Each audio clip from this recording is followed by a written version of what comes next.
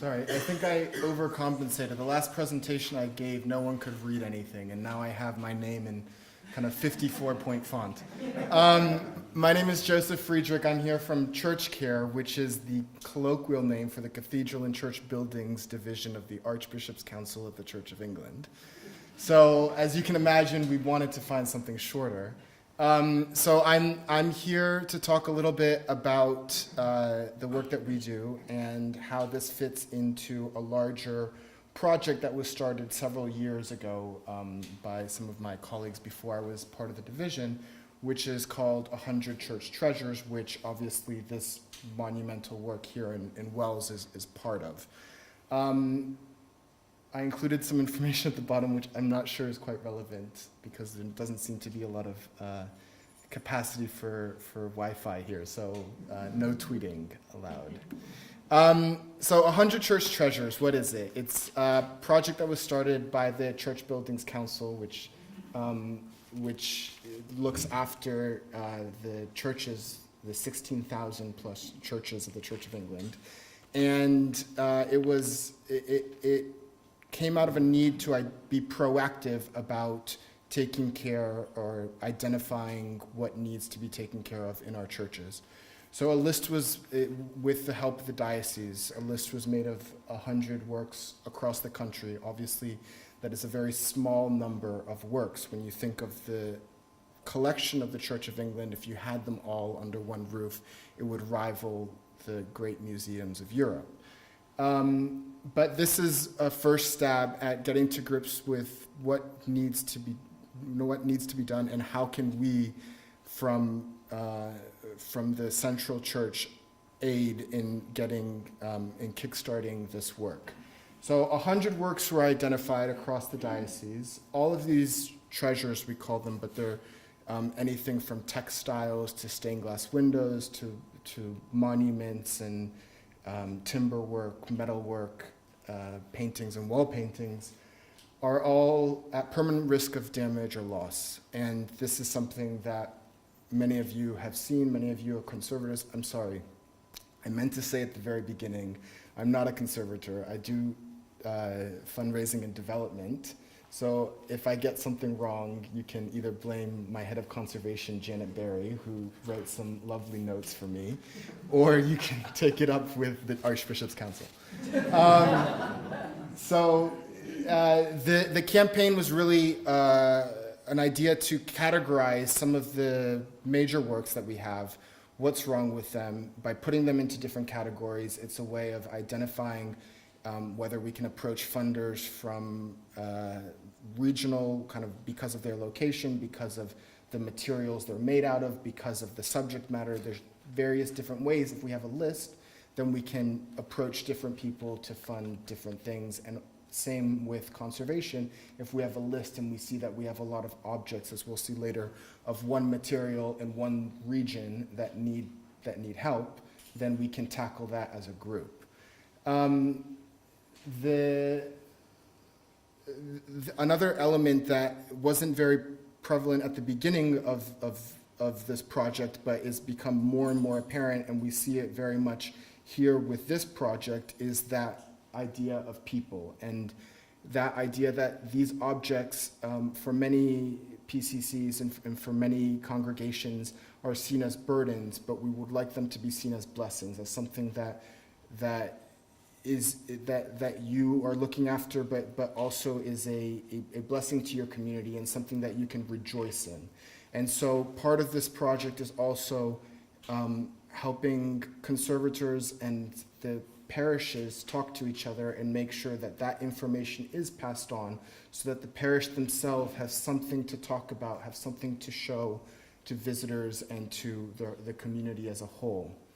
And finally, it's kind of following on to that, celebrating the heritage that is within the walls of churches, and encouraging that visiting of churches and talking about our Christian legacy and the Christian tradition that all these churches were built for and the artworks within them. I have included a map on the left which shows kind of the geographic range of where these objects are. They're the different colors on the map are different materials. So there are several different maps that show different elements, but these are different materials, and so you can see that that they're really across the country in many different areas, but there are some groups, and we'll talk a little bit more about that later. The two images are, the one on the left is St. Andrew's in Monkwearmouth, which is a William Morris carpet that was funded, which was actually funded by Sir Andrew Lloyd Webber, who is not maybe the first name that you would think of when funding something in a church, but it's quite interesting, and that's something that it just comes down to. If you have a list and you can talk about it with different people, you never know who will come out and actually be enamored with one of these objects and decide that, yes, that's something that they want to assist in bringing back to life.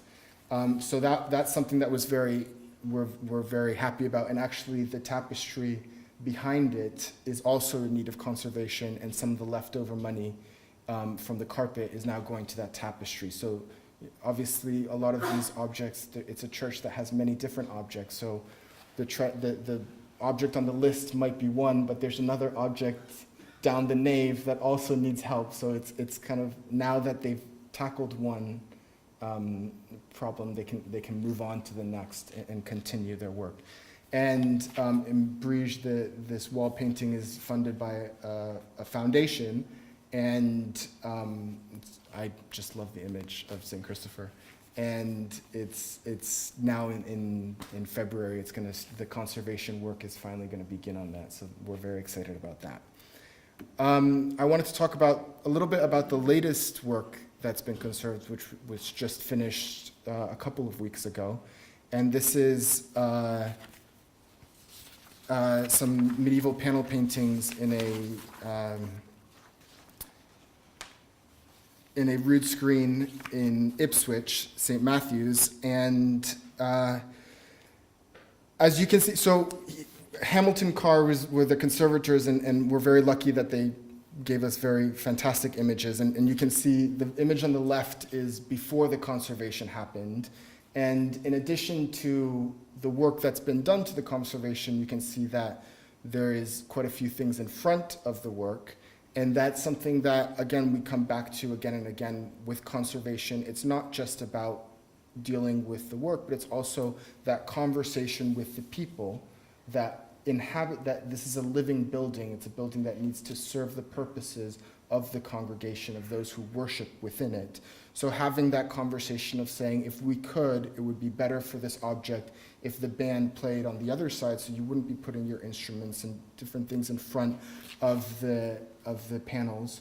And so they've taken that to heart, and now the band is on the other side of the church. And it's a very simple thing to do, but if no one has that conversation, then no one knows that it's a very simple act of non-interventive conservation. So here we have the 6 painted medieval 15th century oak panels mounted on a later, probably 19th century surround.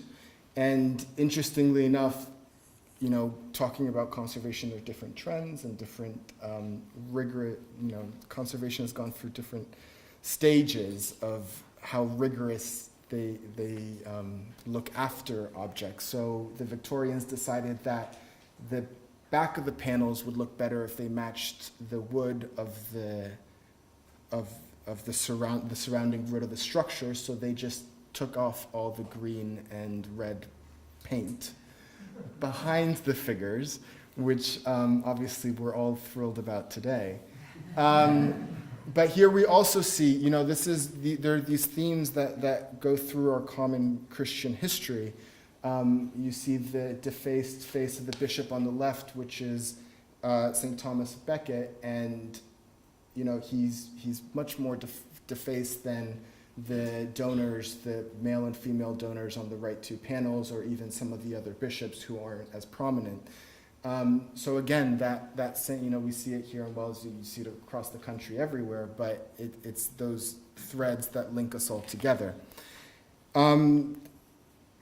The conservation that took place was surface cleaning and removing of the varnished levels, which had been found that weren't part of the original polychromy, and the consolidation of flaking paint layers, which is, again, similar to what we're talking about here of what should be the next step now that we know what the condition of the paint is, what to do next with that.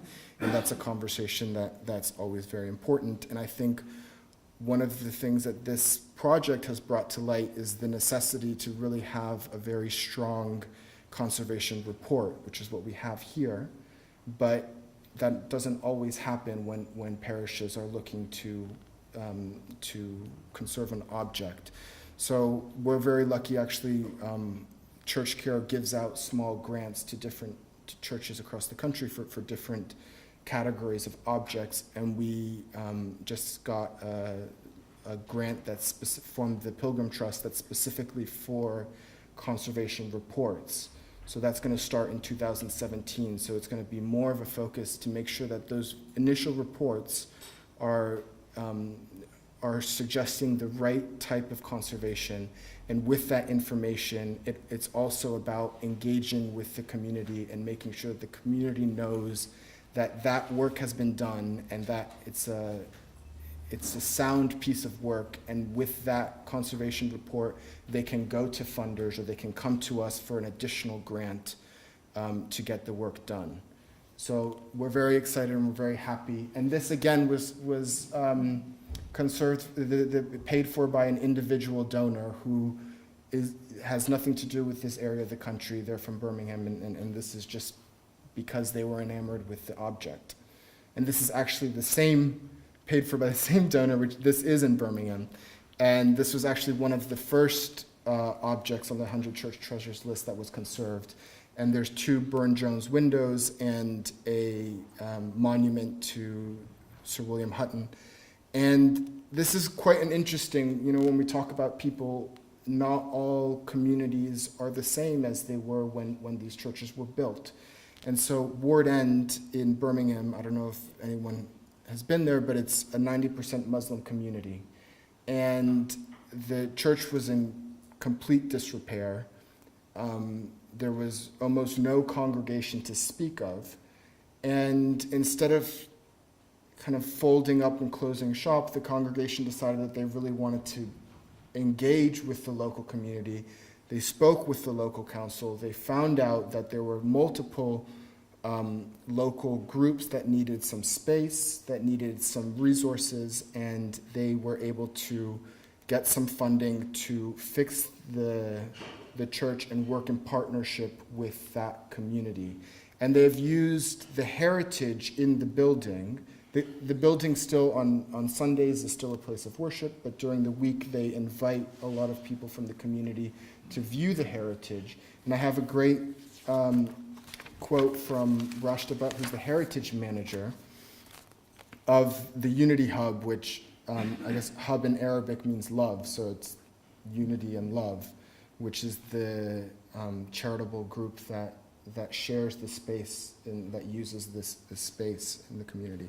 And she says, for me, St. Margaret Community Trust and the Unity Hub is about the community cohesion through shared heritage, especially in a diverse neighborhood like Ward End. The majority of residents here are Muslim, and it is always wonderful to engage with residents, especially the children, using these shared artworks, like our stained glass window of Abraham, which isn't here, but they have a beautiful stained glass window of Abraham, to highlight the similarities of our traditions, or the importance of William Hutton, which is this monument, to the history of Birmingham and his strong connections with the community, which is Ward End. So, using that shared iconography of Abraham as the forefather of both the Judeo-Christian tradition and the Muslim tradition is something that I think is incredibly special to be able to invite others into one space and find commonality there. Working together, which is always it's always a privilege to be part of these projects, especially when there are so many different stakeholders. When you think of a church, you have the congregation, you have the PCC, you have the community as a whole, you have the vicar, you have the diocese, you have the conservators, you have the architect. So many people who want many times different things, and it's trying to find that balance. And I always love this. We had this meeting, and sometimes it's just a matter of getting everyone under the same roof with a cup of tea and have a conversation. And this was the case here in Aldermaston in Diocese of Oxford, where this project is funded as well by a foundation, and it's the conservation of medieval wall paintings. However, this whole church is covered in wall paintings, so it's not one object. Again, there's this kind of balance between, it goes beyond one object. Here you have really it's a snapshot into the history of wall painting in this country. You have you can see on the back the whole wall is covered in kind of medieval lines and flowers, and on the other side you have some amazing roundels, and then you have Bishop Thomas Becket, but then you have text paintings from the Reformation, and you have a beautiful Victorian, really gilt angels and kind of over-the-top expression of saints and angels. And the PCC is actually looking to build a separate building that has some loos and a T-point, and they want to commission a 21st century to do a wall painting to continue in that tradition. But first they need to secure this building, and this was one case where you talk about the longevity of these projects, and I know that here in Wells it's been generations of the congregation that have said, well, what do we do with these objects? We know that we have these objects, but how do we take it forward? And now this generation is looking at it and seeing how they can improve the condition of these objects. But here again, we have, there was a condition report done of the wall paintings, and it was determined, because they're in different parts of the church and there are different issues with each wall, that there needs to be a further environmental report. And the PCC, on the one hand, said, well, we just want to get it fixed. But then having that conversation and working together and saying, this is something that you need to look at the whole problem and make sure that the fabric of the building is secure before you undertake the conservation of the north wall or the southeast corner. And being able to have that patience to get through the project is really important, but it's also, from my end, important to let the funders know that is, and usually the funders are quite happy as long as you inform them that that this is taking another year. But it happens. I wanted to include this slide because obviously we're here, and we've talked so much about the objects themselves and about the where we're at, where we've been, where we will talk later about where we're going. But I think I really wanted to talk about your amazing treasure in the sense of it is a national treasure. And I think that that's something very important. The lead bishop for cathedral and church buildings always talks about buildings as being of turning your burdens into blessings, and that idea that we spoke about earlier of seeing these objects as really an opportunity to engage, to further the mission of your individual church within your community, but also the blessing of having these really world-class objects in your care. And I know it's quite daunting for many people, but it's also a great opportunity.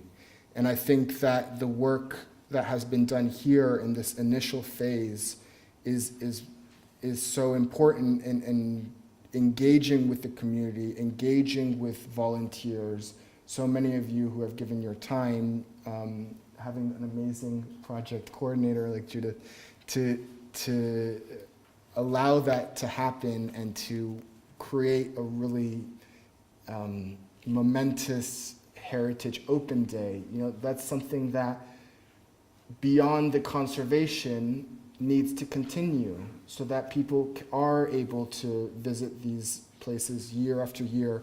We talked earlier about someone visiting and doing a sketch of the Reredos and then coming back 40 years later. People do that. People come back and visit these sacred places. So again, this project is about the securing the object, but it's also laying the groundwork for what the PCC or the community who's actually looking after the work, how can they continue that legacy? And I think that it's something that will be discussed today and we will keep discussing, but from my perspective, it's about giving dioceses and parishes the resources to continue that. Not all objects are as easy as the St Cuthbert Reredoses. Sorry, that's a joke. I know it's not that easy. This is All Saints in Clifton, and I'm sure a lot of you have been there already. It's an absolutely fabulous church, and it goes to show that not all of our difficult cases are old cases. This is, I'm actually going to read this because our head of conservation, Janet Berry, wrote a bit of the conservation bit that I don't understand, but hopefully many of you will understand. Not all of our treasures on the list are old. At Clifton, All Saints in Bristol, the deterioration of the 1960s fiberglass window is proving that modern materials can be just as challenging to conserve as old traditional materials, and that the work here is helping to provide conservators with greater information about the deterioration of plastics. Clifton All Saints was originally a 19th century church which was gutted by incendiary bombs in 1940 and was rebuilt in the 1960s using modern materials including reinforced concrete and these stunning fiberglass windows designed and made by the 20th century artist John Piper. Over the past 50 years, the colors in the windows have started to fade, but also the fiberglass structure has started to deteriorate. Initial work involving investigations as to how and why the fiberglass is deteriorating. So to inform conservation options, a report by Yvonne Chashoa of the National Museum of Denmark, a conservation scientist specializing in the deterioration of plastics, found that the pigments in the fiberglass, in particular the red pigment, which we see, sorry, these images are terrible, but all these windows were bright red, and now you can only see splotches of it. And you can see some of the red roundels in the window on the right that have also lost their vigor.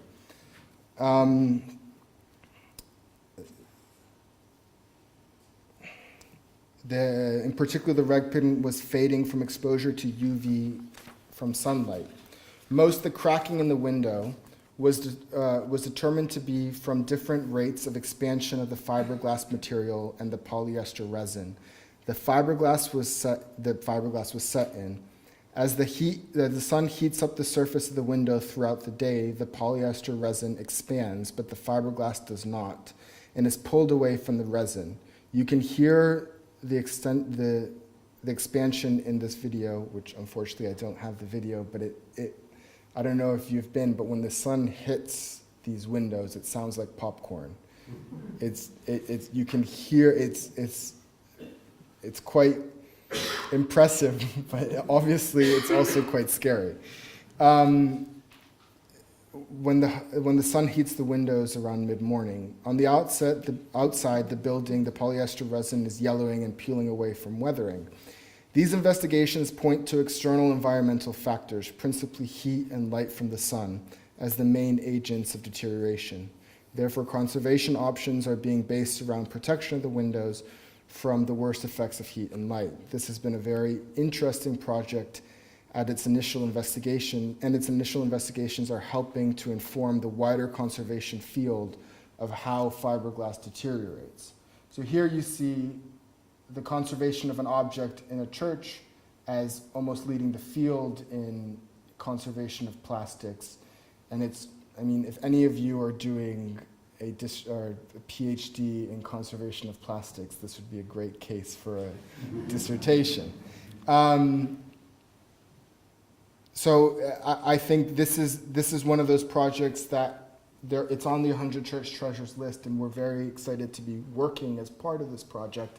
But this is one of the cases where we will be, a part of a project, because this is really a multi-million-pound endeavor, and we need to find other partners like we have here to all work together to secure the future of these objects. Looking forward a bit, I've talked about several different projects that are either funded or in the process of taking place. This funding has already been secured. We're moving a bit towards looking at objects in different regions of the country and seeing how we can pool resources together and conserve a set of objects, and at the same time work with conservators to engage with the local community and train up new conservators in the field. So this is a project that we're calling Encountering Church Heritage, which is hopefully going forward in the Diocese of Derby. And we're in the process of applying to the HLF to get funding to conserve 8 different objects, 4 alabaster monuments, which I've included here, 3 medieval glass windows, and 1 medieval tiled floor. The project will focus on the important historic church objects that are in urgent need of conservation. These objects are located in 8 rural churches within the Diocese of Derby, and all these objects are on the 100 Church Treasures list. The church heritage plays a crucial role as a record of social and local history in England, and are significant heritage assets for each community. However, as an object deteriorates, its meaning and value becomes lost. Thus, these critical social history indicators lose their worth in the community. A cycle of loss of physical integrity leading to loss in meaning, heading to loss of value, and further loss of physical material leads to the eventual loss of the object. Without conservation, this heritage will be lost either through physical deterioration, disassociation, or disposal. So this is, as a whole, this is what we're all doing here today, is, as we've seen with this object in particular, but we see it across the country, that if the storage doesn't happen, if that initial where are we now and what are we going to do next, that conversation doesn't happen, the object will continue to disintegrate until at some point there's nothing else we can do. And so it really is coming back to your idea of people, and it's about galvanizing people to see the importance of the objects that they have, to be proactive about finding the right solutions, and of course involving others that can help in doing that. And very exciting about this project is that idea of involving others. So obviously involving funders, involving 8 different PCCs, which is going to be a lot of fun, involving the diocese, involving the conservators, and developing with the conservators, having them take on an intern that will develop the conservation skills and knowledge for the future. Commissioning those conservation reports that are vital, increasing the physical access through heritage days, and ultimately creating a legacy of secured heritage in this part of the country, and then from there see what we can use and take to other areas, which include objects from the list or new objects that are in need. So this all brings us kind of towards the end of something that I'm not sure if it's that clever, but I've called Conservation Plus, which is encountering the initial encountering with the communities and introducing them again to their own heritage that their local, that they know so much about, but getting conservators to increase that knowledge and tell them where they are with their heritage, and engaging with volunteers and activities, heritage talks, which has happened with this project with such success. Empowering through the conservation of the heritage objects. Each parish engages with the stakeholders, and also as a central resource, helping those parishes to develop the skills when it comes to fundraising for further projects down the line. So it's not just once this is done, there's always going to be another object that's going to need help, another leak that's going to need to be fixed. And then finally, it's that legacy, so enjoying and sharing the beauty of the objects that you have now restored, and linking up with different heritage organizations in your community and in your region to make sure that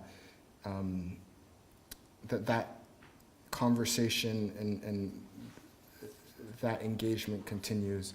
And finally, I loved your word, enchanting. So I think that's ultimately what these objects, when we know more about them, when we hear more about their history, is ultimately they are enchanting for all those who visit and who look after them. So that's a bit of encapsulates what the 100 Church Treasures is and what we're looking to do with them, and how thankful we are at all the work that's been happening here in Wells as one of those very important objects. So thank you.